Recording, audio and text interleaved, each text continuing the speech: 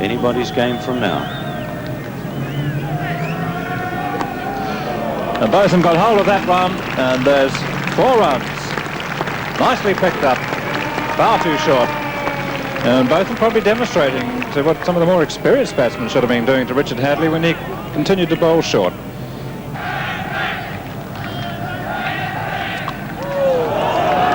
Well, the result could have been very different. That ball dropping down there, and he could have easily knocked it onto his stumps.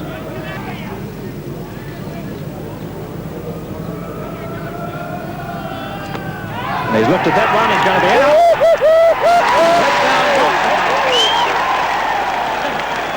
Richard Hadlee.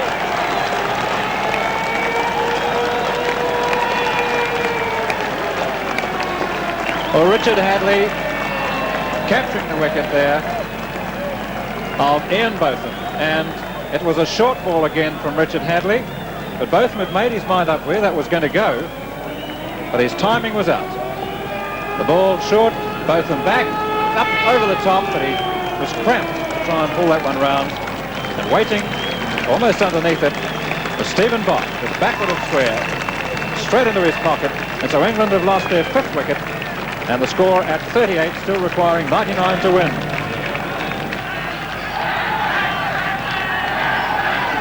A chant of Hadlee as he moves in to bowl for the new batsman, Crisol.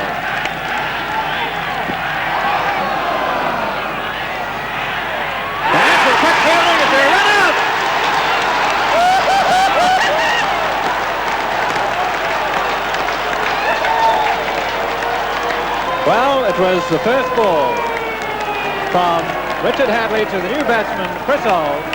He had a bit of difficulty in getting it away around the corner, and now watch the pick up and throw of Stephen Bock, who had some ground to cover. He was going away from the wicket, turned, and in one throw with the left hand, it was a beauty. 48 for 6.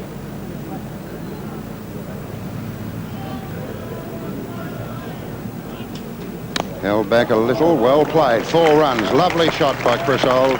Onto the front foot, the most elegant shot in cricket, the off drive, and it was played with a degree of confidence that only the master possesses. A grand shot from Crisol. Edmonds 6, Old 9, facing Richard Hadlee with England 6 down for 53. Confident appeal, and he's gone! Yet another wicket for New Zealand.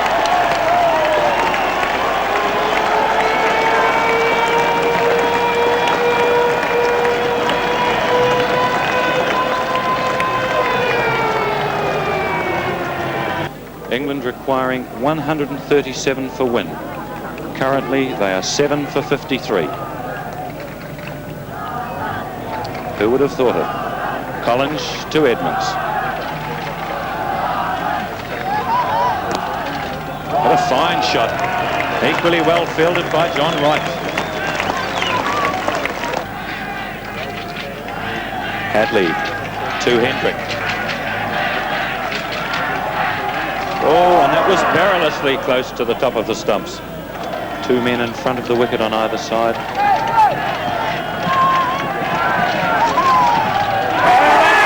That's out! John Parker has second attempt, has caught Mike Hendrick at first slip, and England lose their 8th wicket. 8 for 53. Have a look at this one again. Richard Hadlee well up to Hendrick outside the off stump. Hendrick, a tentative prod, getting the outside edge. John Parker, first slip, having 2 attempts to catch it and finally taking it to the delight of the New Zealanders, and in particular Richard Hadlee.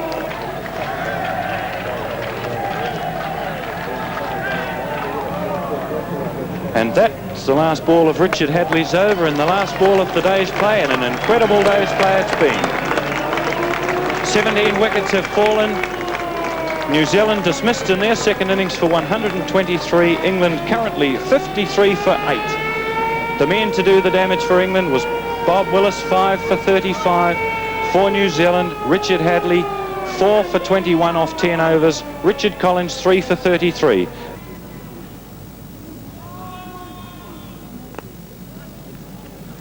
Played wide of right in the covers. They're looking for 2. Edmonds wants 2. But Wright very quickly across, and a fine piece of fielding by John Wright. He wasn't giving Willis and Edmonds the opportunity of taking that second run. 62 for 8. Richard Hadlee. Oh, and that nearly got through. Ball well up to Willis, stretching right forward with bat well away from the pad.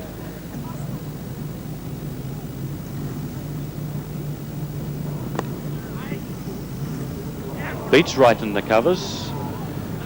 Only the single. Willis isn't interested in any more. Willis to 3. England 63 for 8.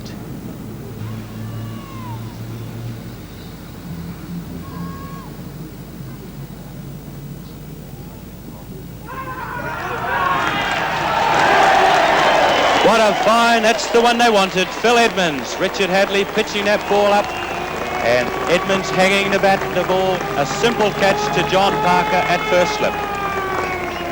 Let's have a look at it again. Richard Hadlee well up.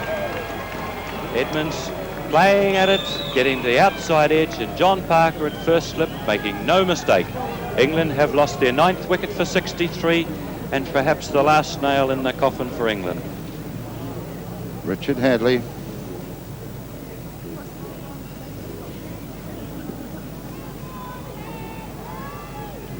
To Rose. There's prodding off his hips and getting a single down to fine leg. Now with a fairly long run, only the 1 run. Rose to 5.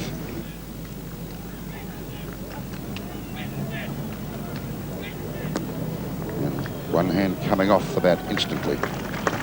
Well bowled Collinge, well batted by Rose. The end of the over, 64 for 9.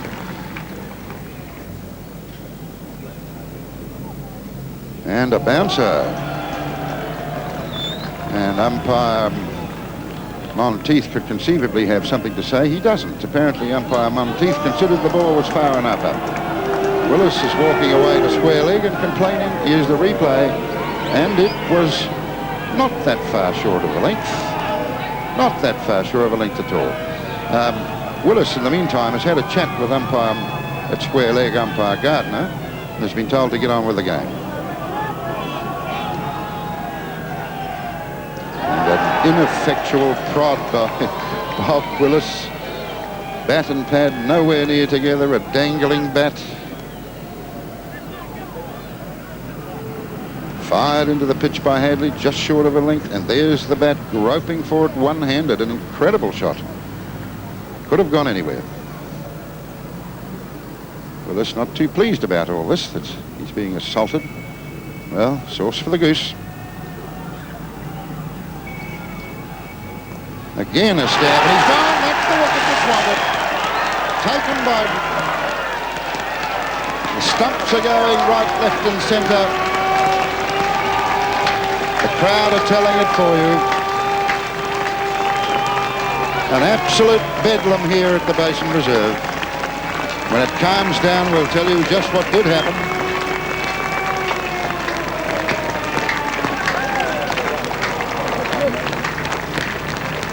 He was caught by Robert Anderson off the bowling of Richard Hadlee, and giving Hadlee his 6th wicket for 25. Well, the first ever test win to New Zealand over England as Richard Hadlee dismisses Bob Willis.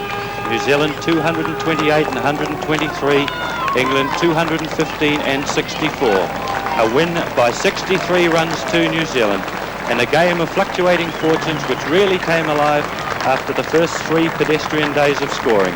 100 test wickets, 500 first class. Now how do you feel after all that? Well, I don't feel so much my own performance statistics-wise, but I feel just happy for the team that we've, after so long I've waited 13 years of test cricket to win against England, and I'm just, very happy to have done that.